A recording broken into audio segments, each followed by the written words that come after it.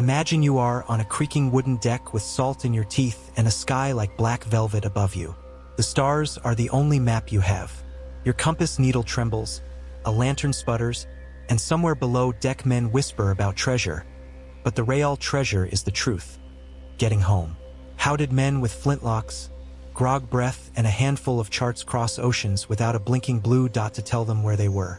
The answer is less about magic and more about a savage kind of mathematics. A sailor's intuition sharpened by fear, and a toolkit of tricks that turned ocean chaos into a workable route. By the end of this voyage, you'll know how pirates found land, hunted convoys, and hid from navies using nothing but tools, stars, birds, and sheer stubbornness. Picture a small crew in the early morning, fog like wool around them. The captain, rough voice, sharper eye, asks for a bearing. There is no GPS voice, no satellite ping. Instead, there is a man with a chip log, a wooden board tied to a knotted rope, tossed over the stern. A sandglass hisses for a half-minute. Sailors count knots passing through their fingers. That crude method gives speed. Couple speed with direction from a magnetic compass, and you have dead reckoning. Plot where you think you are by adding vectors of speed and course over time. It is simple, fragile, and spectacularly honest. You drift a little, currents steal a mile, a squall forces a course change, and error creeps in like termites. But for pirates who needed to know whether they were still on the trade route or creeping toward a hidden cove, dead reckoning was their bread and butter. Now imagine the same captain on a cloudless night. The crew hushed because the next move might be the difference between a prize ship and a grave. He climbs the shrouds to the crow's nest.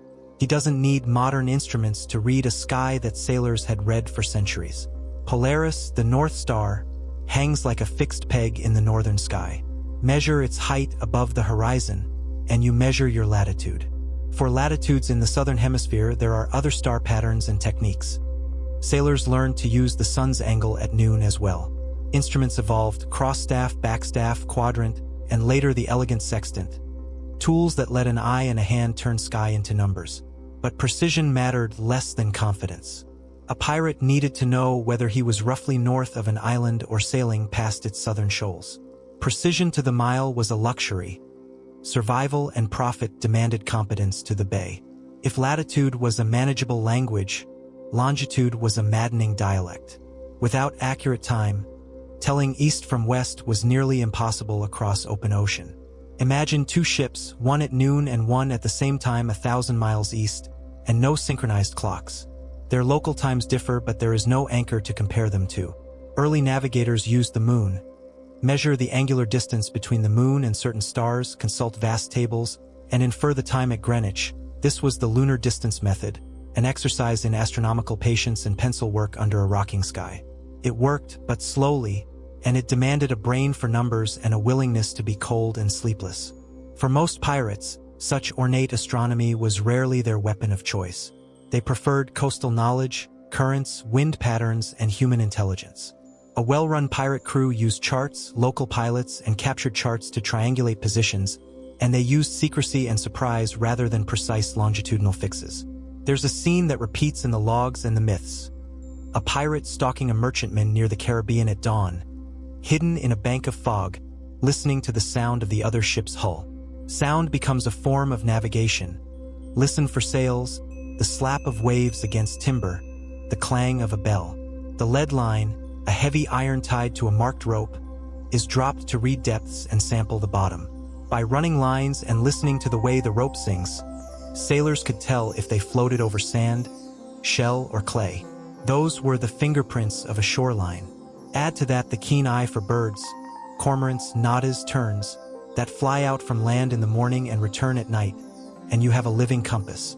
Birds and seaweed, the color of the water, the drift of rubbish and plank, even changes in swell direction all become clues. Pirates learned to read the ocean like a book. But this knowledge was not just tools. It was habits, rituals that bound a crew together. Charts were secrets. A map to a hidden cove could be more valuable than a chest of Spanish silver. Captains guarded them like priests. Men kept watch in patterns. 2 hours on, for hours off, eyes scanning for telltale lights, wings, and the flash of a ship's flag. Discipline in navigation meant survival. A drunken helmsman could run you upon a reef under the same moonlight you'd celebrated under last night. The tension between the need for secrecy and the need for precise navigation created internal conflicts in many pirate crews. Who to trust? Which pilot to hire? Which chart to follow? There are stories of mutinies over navigation choices, of captains executed for steering into danger. Navigation, then, was a crucible for character as much as skill. Think about currents like invisible highways. Pirates used them like shortcuts. The trade winds, steady winds that blow from east to west in certain latitudes, were predictable engines that moved wooden ships with beautiful efficiency. The Gulf Stream is a fast current with a personality. Ride it north and you shave days off a crossing. Experienced skippers knew the rhythms of wind and current in ways a map cannot show. They timed departures to catch a favorable wind, hid in leeward coves to avoid being chased, and laid in wait along known shipping lanes, places where laden merchantmen had little choice but to pass. That tactical use of nature turned navigation into strategy. Success wasn't merely staying alive. It was anticipating enemy movement and forcing outcomes. There's a quieter, stranger tool in the navigator's kit: the human ear. In calm nights, sailors listened for distant surf to find islands hidden by fog. In the age before electronic sensors, sound traveled in ways that eyes could not trust. Low-frequency rumbles told of cliffs. The rhythm of rolling waves suggested a shoal, and the call of a distant town bell meant a harbor lay nearby. Stories tell of pirate crews saved by an old sailor's memory of how the sea sighs against a particular reef. The sea, in other words, accumulated memory, and those who listened could read centuries of experience in a single night. But nothing in this craft was foolproof. Dead reckoning accumulates error. A misjudged current or an unseen squall pushes a ship miles off its expected track. Instruments break.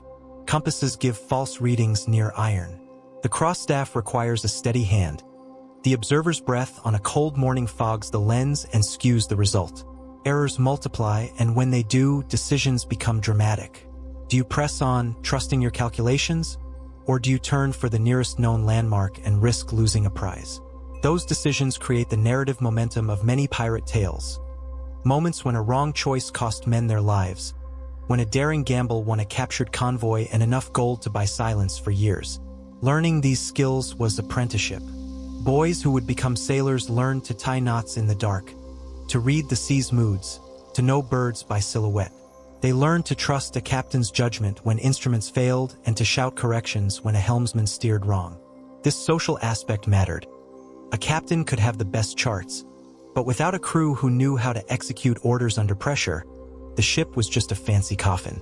Discipline, skill, and morale were as essential to navigation as sextants and charts.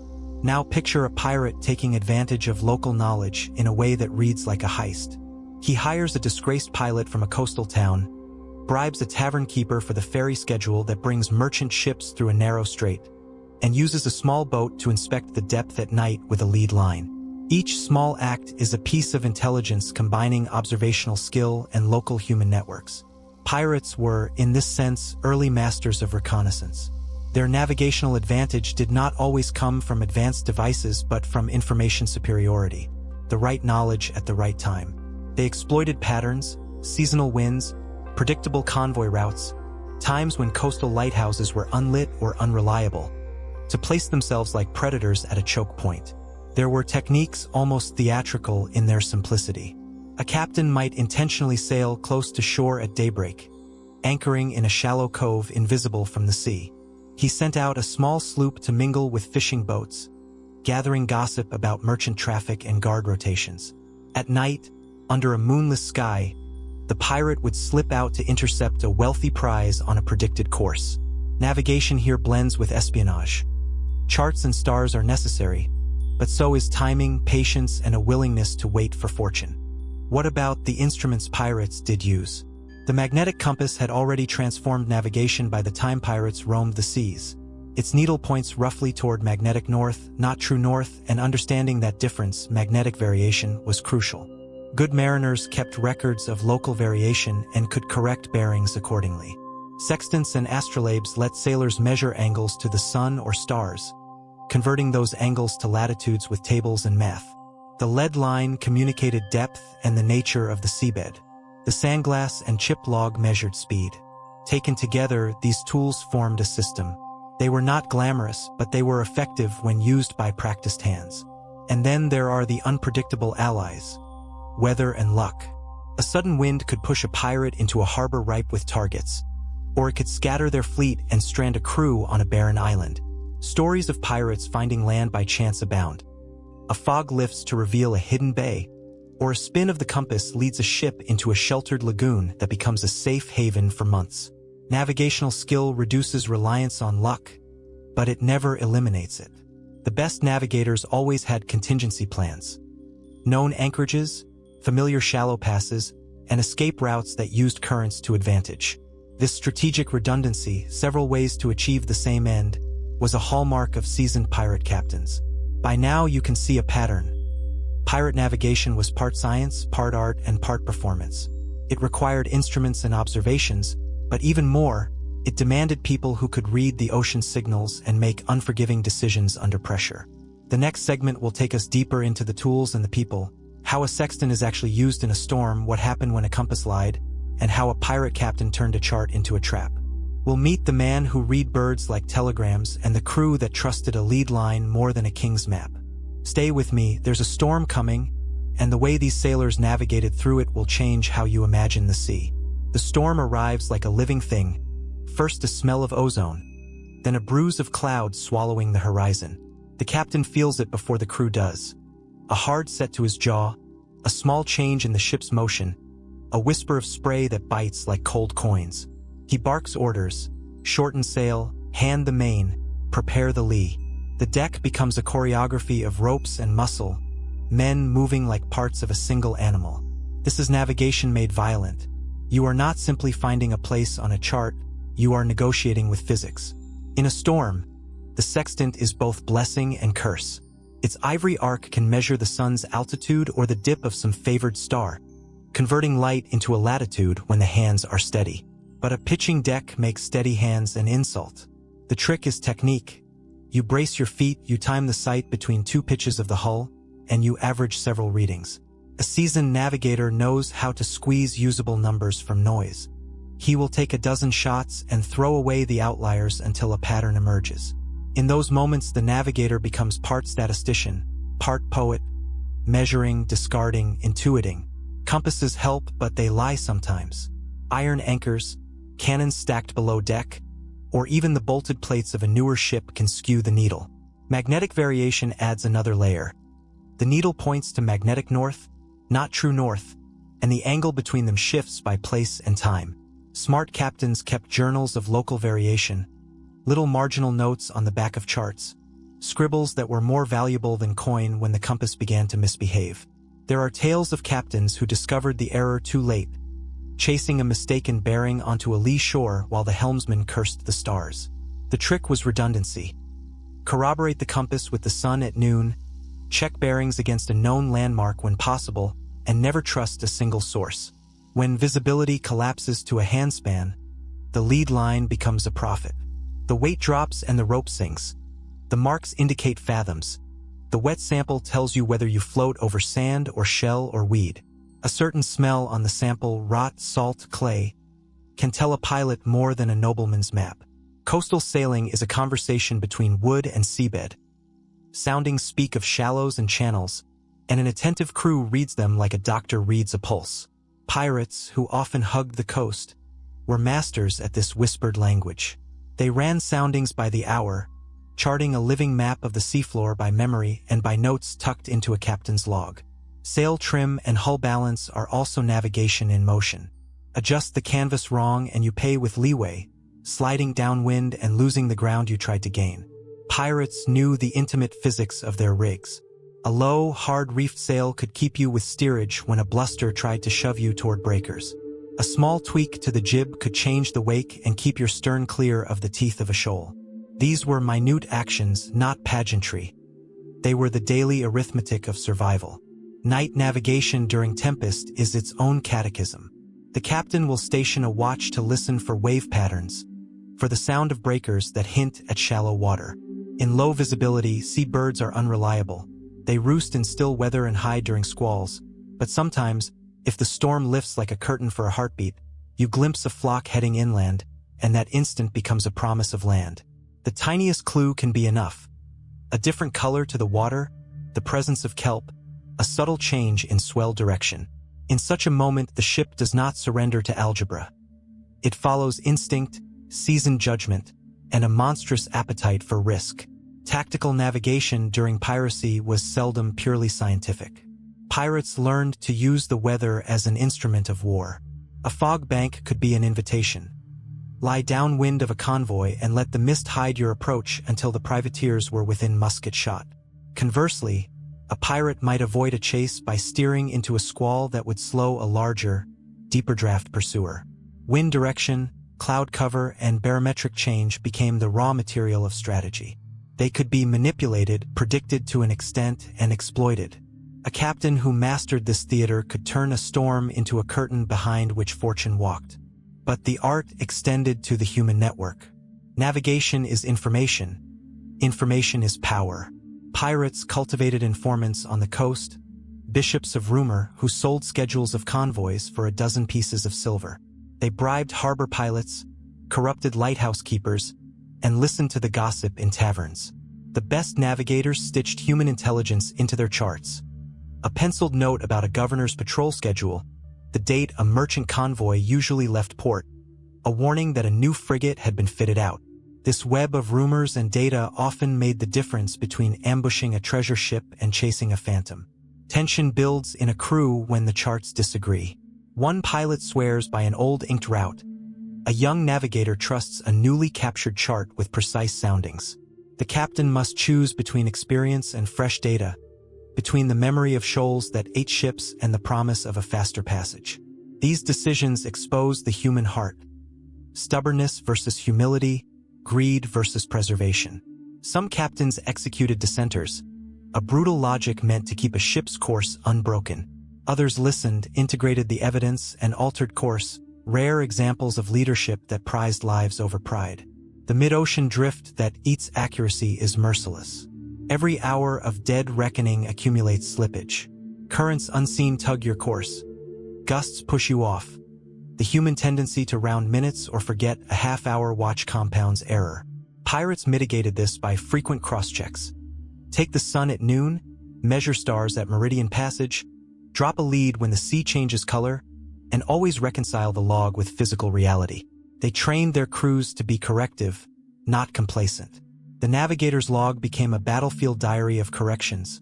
Angles adjusted, speeds revised, dead reckoning circumscribed by reality. And yet, every so often, the sea returns a reward so dramatic it looks like fate. Imagine a captain who, after 2 days of fog and miscalculation, hears the muffled clank of an anchor chain. He orders the anchor dropped and prays the depth. The lead screams sand. They have found a safe harbor by a gamble stitched with all their small skills. The compass, the lead, the ear, the remembered swell. Such moments crystallize the paradox of pirate navigation.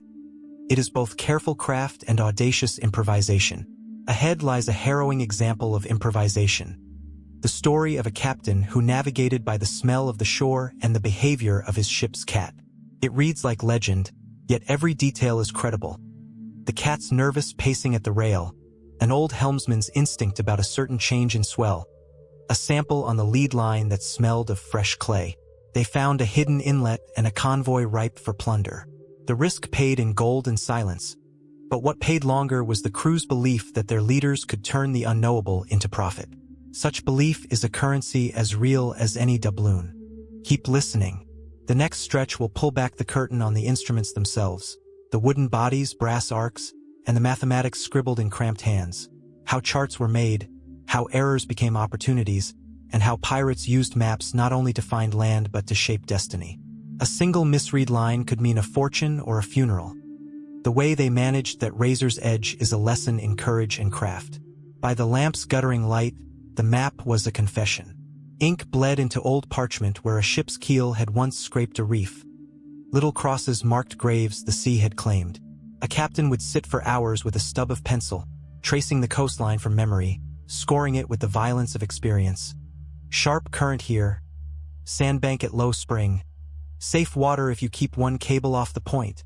Chart making at sea was less an act of science than one of survival and ownership. To draw was to claim. To claim was to keep the harbor secret from navies and rivals. The map in the captain's trunk was a private gospel, edited in margins with shorthand and warnings that only the crew could read. Charts themselves carried history in their lines.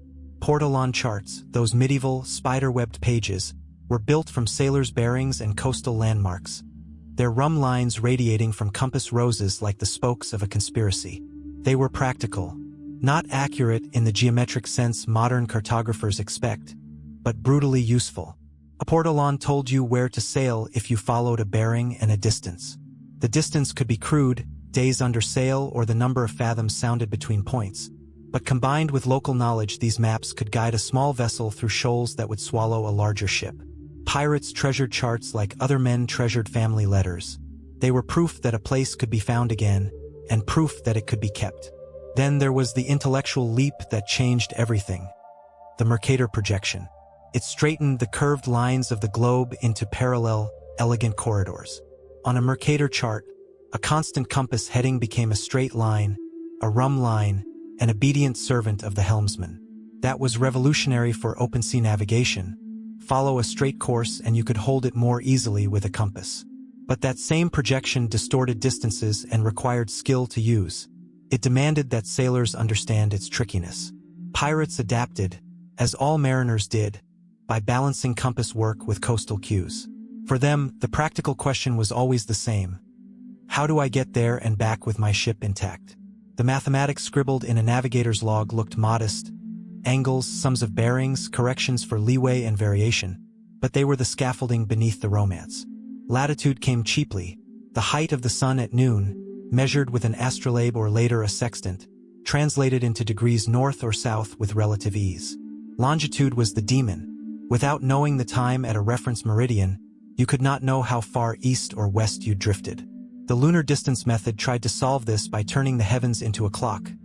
Measure the moon's angle relative to a star and consult tables, but it was slow, error-prone, and brutal in a rolling sea. The real breakthrough, one that would come later and change navigation forever, was the marine chronometer. Invented painstakingly by John Harrison in the 18th century, a reliable chronometer kept the time of a reference meridian aboard ship. When sailors compared the local noon, measured by the sun, with the chronometer's fixed time, they could compute longitude with a clarity that had been unthinkable. Pirates of the Golden Age seldom had such instruments. Chronometers were expensive, delicate, and prized by naval officers and merchants. But the very arrival of accurate timepieces shifted the balance of risk and reward in the age of sail, making long-distance, open-ocean interceptions more predictable and reducing the advantage of coastal craft that relied on concealment. Pirates, ever opportunistic, used whatever tools they could acquire from prizes. A captured merchantman might carry a decent chart or, more usefully, a pilot book filled with annotated routes. Pirates would copy, tweak, and sometimes sabotage captured documents, erase a dangerous reef or mark a phantom shoal to divert pursuers. There are accounts of false beacons and tampered buoys. In a world without central oversight, deception could be woven into the very fabric of navigation. In other cases, a pirate captain would employ a disgraced pilot or a cunning smuggler whose knowledge of local tides and channels was worth more than any chronometer. Creating a chart at sea combined reckoning with artistry. A navigator might take a series of soundings running parallel to the coast, record the bearings to a headland at several points, and triangulate the hidden shape of a bay. At night, he would pace off distances using the ship's log and sandglass, mark where breakers showed themselves at dawn, and note the taste of a lead sample for any clue about the seabed. The resulting sketch would be crude but functional. A line showing the reach of safe anchorage, a crude notation of the shoal that claimed the brigantine Mary in '93, a penciled "Beware ebb" here next to an inlet. For pirates, these handmade charts were living documents, updated after each voyage, stained with rum and blood, folded into the secret folds of a captain's life. Navigation errors sometimes became assets. Sailors who knew a region by heart could misdirect pursuers with a confident but false report, or intentionally sail through a shallow channel that a larger military ship dared not follow. One captain might lead a chase into a maze of tidal flats at half-tide, where his small craft could slip through but a frigate could not. This tactical use of local ignorance turned navigational hazard into defensive geometry. It was the difference between being hunted and being the hunter. There are moments when the smallest detail changes everything. A miscalculation in tidal height might strand a ship, but it might also reveal a hidden canoe trail along a lagoon where merchants moved contraband under the governor's nose. A pencil mark on a map could mean the discovery of a resupply cove that allowed a pirate crew to remain unseen for months. Navigational knowledge, like any intelligence, could be hoarded, traded, and weaponized. Pirates understood that a coastline's secrets were portable wealth. Knowing where to hide, when to sail, and how to time a crossing could earn more than the sharpest cutlass. Human factors continued to dominate. The best tools in the world could not replace an experienced eye. The navigator's log was as much a portrait of a crew's discipline as it was a ledger of bearings. A ship with sailors who argued, slept poorly, or ignored the helmsman's calls would accumulate mistakes in the log like salt in a wound. Conversely, a disciplined crew, drilled in sail handling, soundings, and midnight bearings, could use imperfect charts to extraordinary effect. Training, practice, and a ruthless insistence on routine turned a collection of craftsmen into a precision instrument. There are colorful stories, some factual, some embroidered, about captains who sketched entire archipelagos from the fragments of a single voyage. One such captain, after months hiding in a chain of islets, reportedly burned his charts in a drunken ceremony to ensure no rival would find his haven. Whether true or not, the image captures something essential. For pirates, maps were both a map to treasure and a map to power. Destroying them could be as strategic as drawing them. Soon we will step into the theater of ambush. We will sit in a pirate's longboat, waiting under a moon that refuses to show its face, and watch as men use tides, charts, and misdemeanors to pull a slow patrol ship into a net. We will hear the low commands, the creak of oars, the crack of muskets, and we will see how navigation becomes choreography in service of violence and survival. Stay with me. What comes next are the tactical dances that turn geography into plunder. We sit in a stolen longboat, rims low in oil-dark water, the oars muffled with wet rags. The men breathe in time, a single slow metronome. Above us, the moon is a coin turned edgewise. No light to betray us, no stars to guide but the captain's memory. Ahead, a merchant ship lies 3 miles off, a slow white shape drifting on the predictable lane, her deck dotted with sleepy lanterns. Between us and her, a stretch of black water, a current that curls like a hidden snake, and a shoreline with teeth. This is where navigation becomes choreography and cruelty. Every muscle, every judge of sound, every scrap of local gossip folds into a plan meant to produce one result: quiet violence, perfect extraction, vanishing. The plan is simple in words and fiendish in practice. We will row with the tide, staying low in the lee so the merchant's watch sees nothing. We will use a chart drawn by a drunken pilot who knows the shallows like the back of his hand. A penciled note says, "No light, soft mud, anchor holds." The captain has studied the table of tides carved on the margin of a captured logbook and timed our departure to the half hour. The current will push us toward the target and then out again, like a hand that reaches and withdraws. The navigator checks the compass once, then trusts the line of the oars and the feel of the swell. He whispers bearings, soft numbers, and the bowman repeats them like prayer. As we approach, sound rules. The merchant creaks against a sea that carries noises differently at night.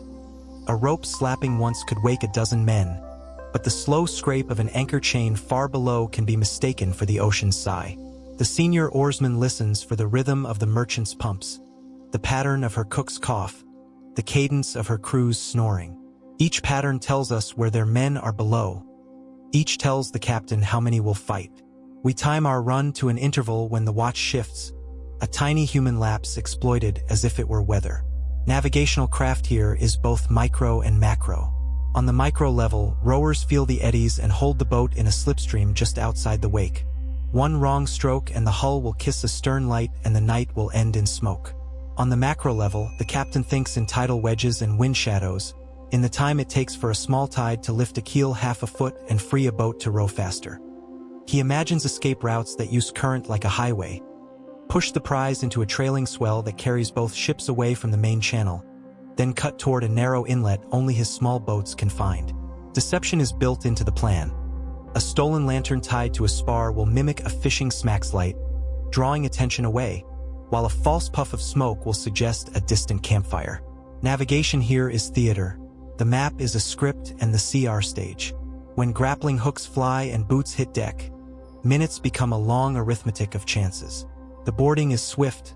Musket fire once, iron on wood, a scramble, and when the prize is ours, the navigator does not celebrate.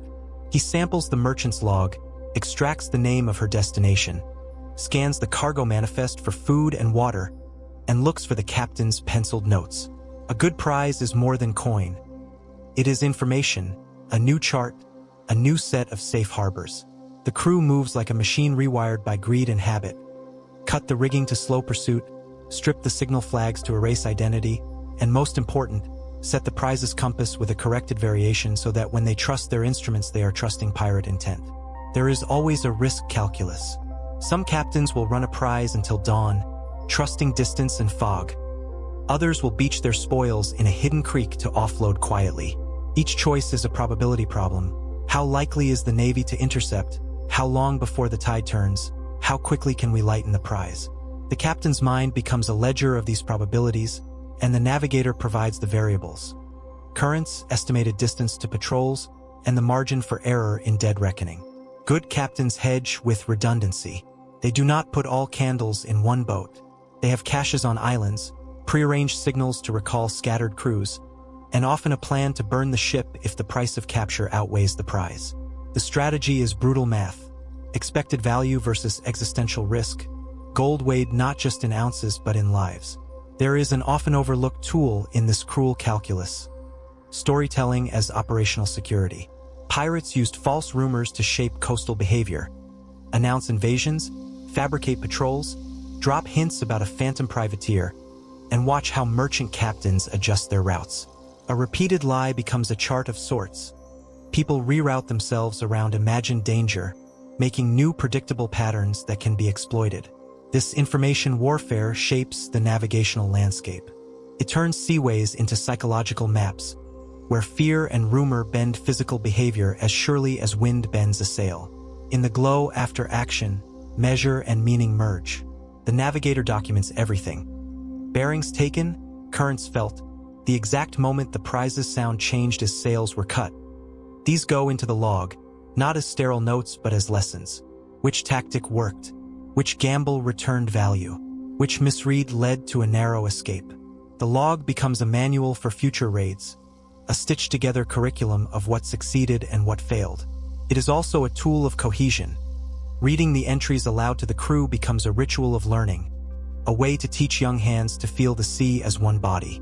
Here, let's pause and analyze what makes this navigational strategy effective beyond the romance of the tale. First, redundancy. Use multiple, independent sources of information, stars, sound, pilots, currents, to converge on a decision. Second, timing. Align every move with predictable natural cycles. Tides, watch changes, weather windows, so human error is multiplied, not risk. Third, deception layered on observation. Mislead the opponent's expectations while watching for the natural cues they miss.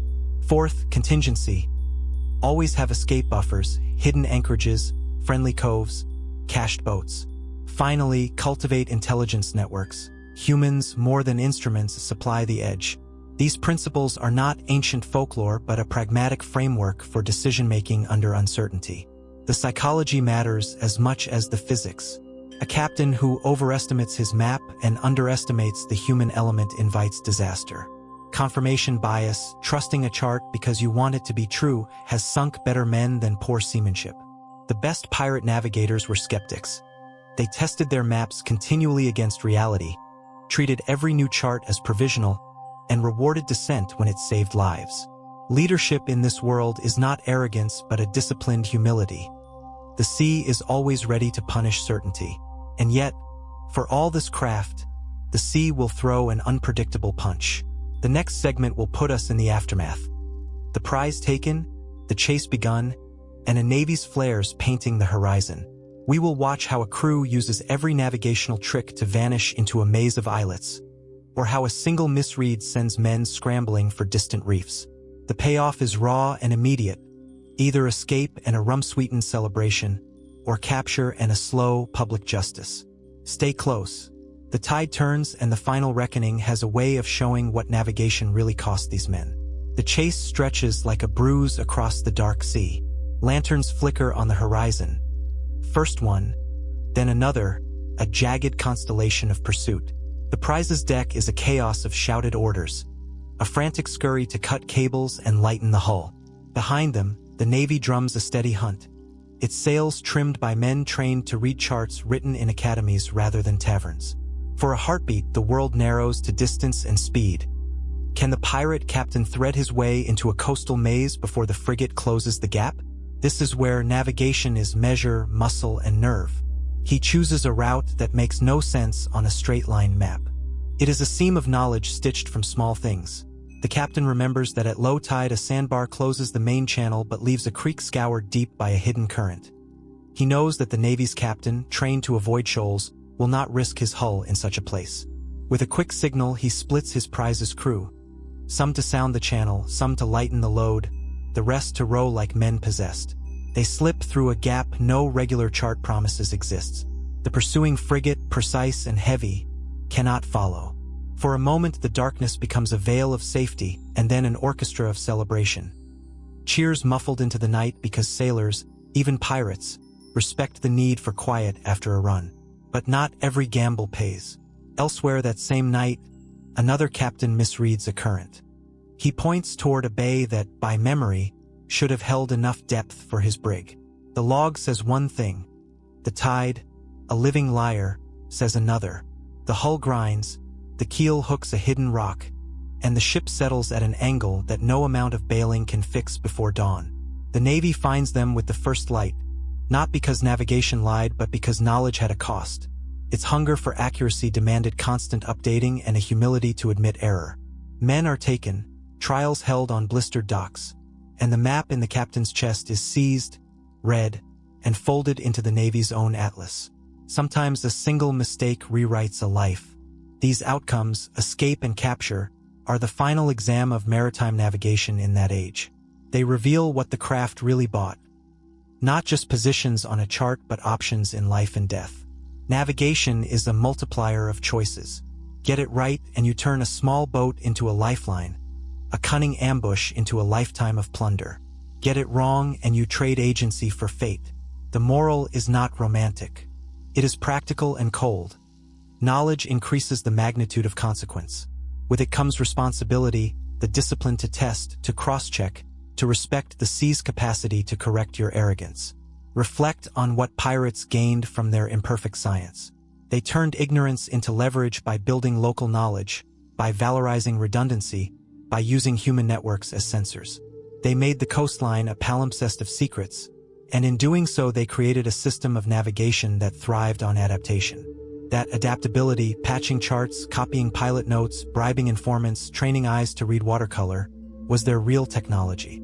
It reminds us of a larger truth. Sophisticated tools matter less than the depth of practice. A chronometer in an untrained hand is a toy. A lead line in experienced hands can be prophetic. The story of these sailors also forces a mirror on our modern reliance. Today we trust satellites to whisper our coordinates, phones to map our lives. But what happens when those signals fail? The pirates teach a cautionary lesson. Do not let a single source become your only source of truth. Redundancy matters. Multiple inputs, human, environmental, instrumental, create resilience. Learn the ground under your feet, not just what a glowing screen tells you about it. The age-old seamanship principle, cross-check the compass with the sky, the log with the lead, the rumor with the chart, translates cleanly into our era of data. Verify, test, and preserve offline knowledge. There is an ethics braided into these stories too. Pirates navigated outside the law, yet many of their practices were born from a discipline of survival and mutual trust within their crews. They trusted the men who read stars and tides, and they punished the captain who ignored repeated warnings. In that way, their communities enforced a moral code where competence equaled credibility. That principle stands in any team. Expertise must be recognized, dissent listened to, and routines practiced until muscle remembers. Leadership is not the loudest voice but the one who gathers evidence, integrates it, and makes decisions with an honest account of uncertainty. Look at the sea's longer arc. Maritime navigation moved from stars and sticks to the minute mechanics of chronometers to the invisible web of satellites. Each leap increased precision but also centralized dependency. Pirates sit as a counterpoint to that story. They show that decentralized, distributed knowledge, small caches, local informants, embodied skills, can be more resilient in chaotic environments. That idea has modern resonance in everything from cybersecurity to disaster planning. When systems collapse, people with practiced, low-tech skills often become the linchpins of recovery. The pirate's lead line is as significant in this sense as any high-tech gadget. As the dawn breaks on that final night, there is a strange, aching beauty in the aftermath. Crews count the spoils, mend the sails, burn what could betray them, and tell the story anew, each retelling sharpening the edges needed for the next voyage. The navigator's log goes into the captain's chest, a map rewritten by events, a ledger of what was learned and what must never be forgotten.